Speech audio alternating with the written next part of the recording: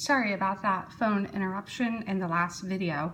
Not sure if you caught the last thing that I said, but really our organizations are committed to providing the best possible services to be the absolute best that we can be. So this is a couple of slides that we shared in fall in-service in 2016 because we wanted to make sure that everyone within our organization understood the direction and what we're choosing to do as an organization. So the reality is we are choosing to do what is right for the people that we support. And so we recognize that policy is going to change, that leadership within the state of Ohio is going to change, federal leadership is going to change, and yet our course is set, and we're not going to change the course of direction that our organizations are on. We recognize that people have better quality of lives if they have a variety of experiences. We recognize that people have better quality of life if they have relationships, unpaid relationships that are sustaining across the course of time and not across the course of employment. And so our organization has really set our course. And so you can see the data that was presented back in fall of 2016, that 85% of Hopewell Industries Day services are still being facility-based. And so we recognize that we need to continue to move our pendulum more towards community-based services that are helping people connect in meaningful ways. And so LICO in 2016 in the fall was at 95% of their services being facility-based, and Muskingum Starlight, which is an absolute tribute to everybody within the organization, is at 81% of their services being community-based. 81% of their services still being facility-based.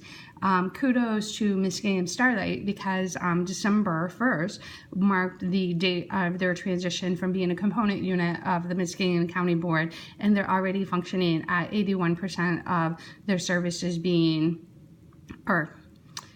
they have managed to reduce the amount of their facility-based services to 81%. Apologize for the challenges I'm having with my words. Our course is not set by just one awesome decision that we make. The reality is our course is set by day-to-day choices, small decisions that we're making that point us in the direction of the really great experiences that we have. But life is based on small day-to-day decisions, small day-to-day experiences. And so as we're thinking about, and as you're being a scout for our organization and finding ways for people to connect in meaningful ways, don't put that pressure on yourself that you have to find that one phenomenal, absolutely amazing experience, because the reality is life is built on lots of small moments. And so it's those small moments when we look back that in reality were the large moments. And so our opportunity and our responsibility is to do it the right way, to help people within our organizations provide and receive things within their community, to provide resources to the community. We are blessed with lots of amazing individuals that we support across all three counties, and it's wrong of us to keep those individuals in the work centers where they're not able to rub elbows with typical people. If you think about all of the enjoyment, or as you get to know people, all the enjoyment that you have being around the individuals that we support, the community needs that enjoyment as well. So these slides are slides that were taken from our presentation with the Leadership Council for the Department of Developmental Disabilities, talking about the system transformation for 2024. And so the reality is it's a whole new world out there. We're no longer keeping people in segregated facilities, providing segregated services that are siloed around home-based services, day services, transportation. We're really seeing a merging of services across service division lines, and it's helping people have a better flow, a better day-to-day experience. The reality is this is uncharted path. We cannot look at another organization and say they have it figured out, because our organizations are really leading the state of Ohio in their progressiveness and helping people find meaningful ways to connect within the community. And so we recognize that we're going to come across boulders, and when we find a boulder, an obstacle, we're going to have to either go over it, go under it, go around it, but no different than the river that has a path to the ocean. We know that we can help people connect in meaningful ways in the community, as long as we don't become deterred from the boulders or the obstacles that we come across.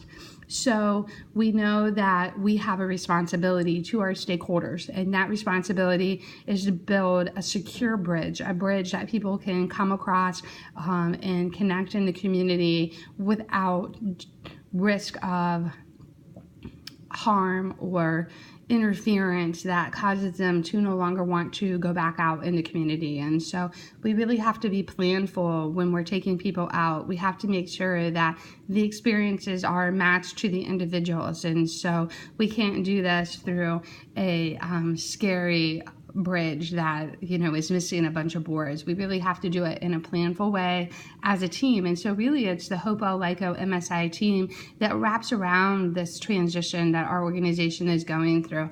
And really that's the way that we're going to help people be successful in their transition to connect into the community.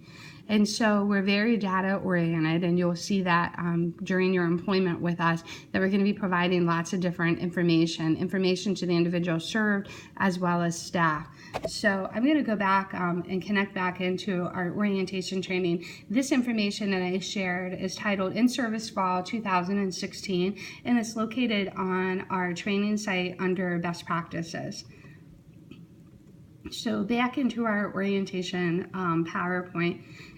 The reality is we know that our organization is not perfect.